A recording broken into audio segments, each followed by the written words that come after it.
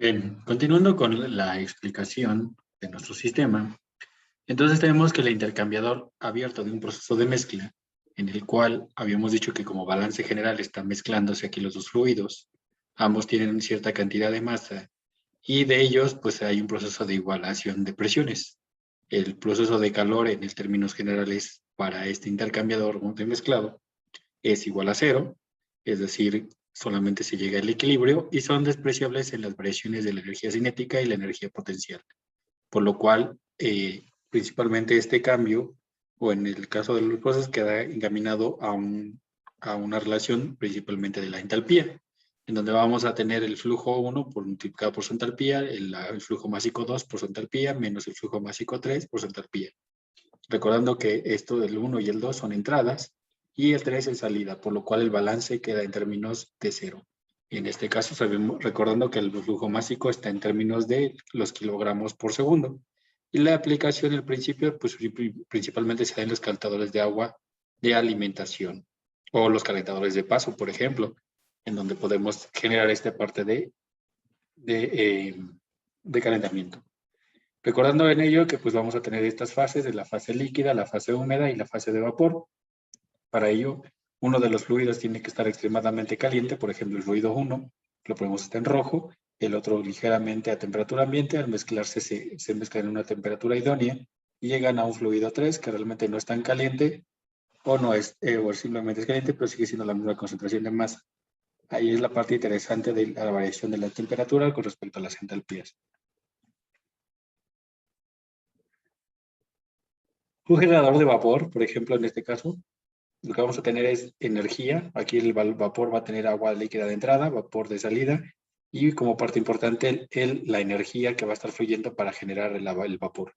Por lo cual, como parte de energía cinética no existe, la energía potencial no existe, el trabajo generado en el interior no existe y solamente nos queda el balance en términos de la energía, en términos de la entalpía.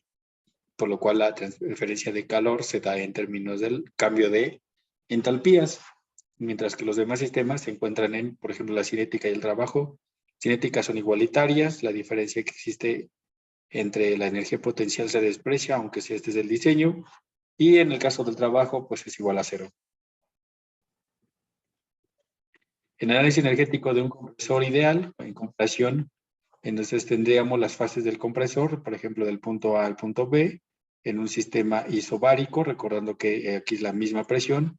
Del punto B al punto C sería una isotérmica, en este caso, o en una relación de isotermas. Y del punto C al punto D también es isobárico. En este caso, tenemos que el proceso A al proceso B, es decir, el trabajo que se lleva de A a B está relacionado con la presión 1 por el cambio de volumen de B a A.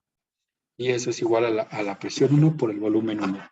El proceso BC está determinado por el cambio de energía, el cambio en este caso el calor, el trabajo generado de sobre 1 entre 1n menos n de la diferencia de presiones, de la presión del volumen 2 por el volumen 2 menos la presión 1 por el volumen 1 como diferencia de presiones en el estado inicial menos el estado final. Estado final menos el estado inicial. El proceso CD se da en este caso como trabajo, donde hay la diferencia a través de volúmenes de la presión, el cambio de volumen D al volumen C, como punto del final menos el inicial, y esto nos da menos la presión 2 por el volumen 2. En total, el trabajo total está encaminado entonces por en este caso la sumatoria de los trabajos, que es WA más WC y WCD, que es N entre 1 menos N de los números de moles, dividido entre, o la diferencia entre la parte de la presión por el volumen, es decir, el trabajo final menos el trabajo inicial.